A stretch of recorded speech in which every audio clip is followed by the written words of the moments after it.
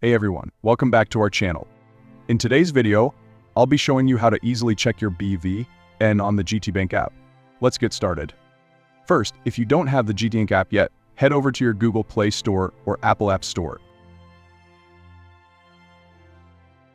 Once it's installed, open the app. Next, log in using your user Idaho and password. If you're a new user, you'll need to register first. Now that you're logged in, look for the menu icon at the top left corner of your screen. Scroll down and select Settings or Profile. In this section, look for BVN or check BVN. Tap on it, and your bank verification number will be displayed right there. After checking your BVN, it's a good idea to log out for security reasons. Just tap on Log Out in the menu. And that's it. You've successfully checked your BVN on the GTBank app. If you found this video helpful, please give it a thumbs up and subscribe for more tutorials.